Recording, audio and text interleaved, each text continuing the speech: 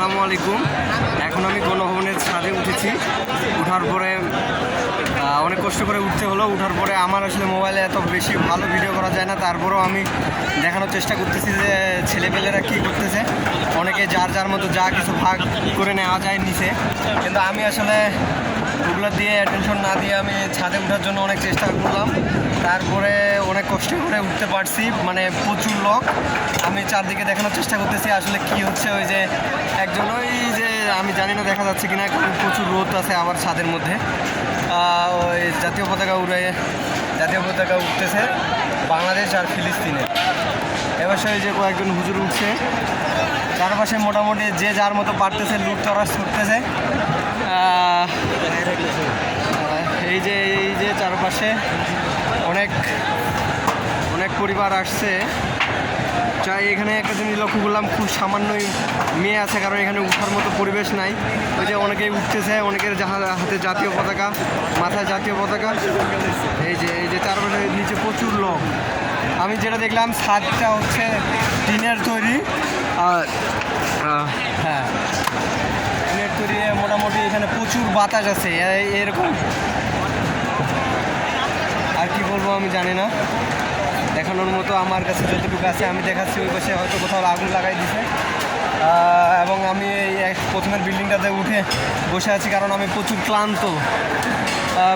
পুরো মাস ধরে আন্দোলন করতে করতে আমি প্রচুর ক্লান্ত হয়ে গেছি এবং অসুস্থ। আমি আসার আগেও একটা নাপা খেয়ে আসলাম, শরীরের অবস্থা খুবই খারাপ। তারপরে চেষ্টা করতেছি।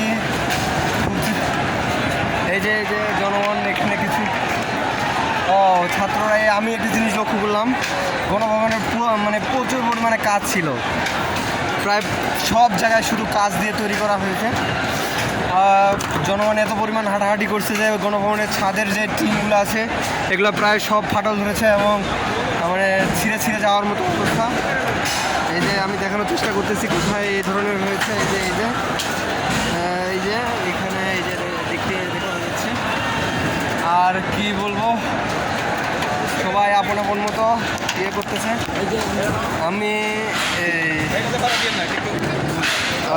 এই যে এখানে কি জানি আছে, এখানে পা দেওয়া যাবে না। জনগণ আমাকে সতর্ক করে দিচ্ছে যেন আমি না করি।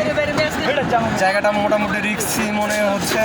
এই যে কিছু ওরা 3 থেকে 4টা বই, ভাই দেখি আপনার বইগুলোর নামগুলো একটু বলেন তো।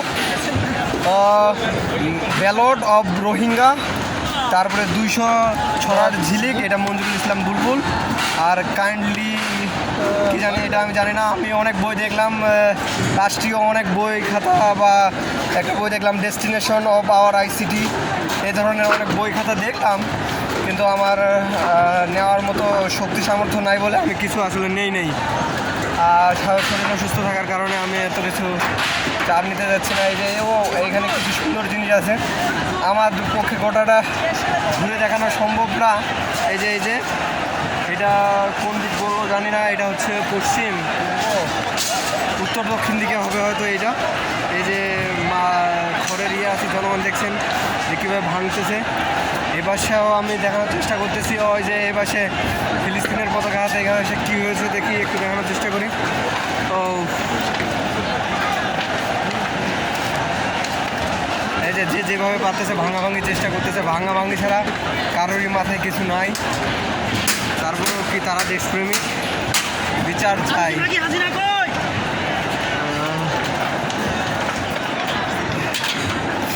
তারপরে সবাই মোটামুটি ব্যস্ত, যে যার মতো। আমি দেখানোর চেষ্টা করতেছি, এইটুকুই ছিল যে ভিতরে কী জানি আছে। মানে এটা একটা শুরু, এখানে অনেক কিছু ব্যবস্থা করা আছে, জানি না কী কেন এগুলো কী, এগুলার কাজটাই বা কী। এই যে ছেলে মেয়েদের অনেক সাহস, এগুলার ভিতরে ঢুকছে, যেগুলো মানে একটা ছোটো সিম্পল মতো যে কোনো সময় যে কোনো কিছু হয়ে যেতে পারে। তারপরে এগুলোর ভিতরে ঢুকছে, অনেকে লাভ করতেছে। এইখানে কী হবে না হবে কোনো ঠিক ঠিকানা নেই। এই জন্য ওই যে এখন একজন এটা আসলো, এখন এটা কীভাবে লুপ্তরাজ করা যায় ওটা বুঝতেছে, ওর মাথায় এটাই কাজ করতেছে। যাই হোক, এই যে এক হুজুর আমার মতোই সে ভিডিও করার চেষ্টা করতেছে। যা হোক, ঠিক আছে, আল্লাহ হাফেজ।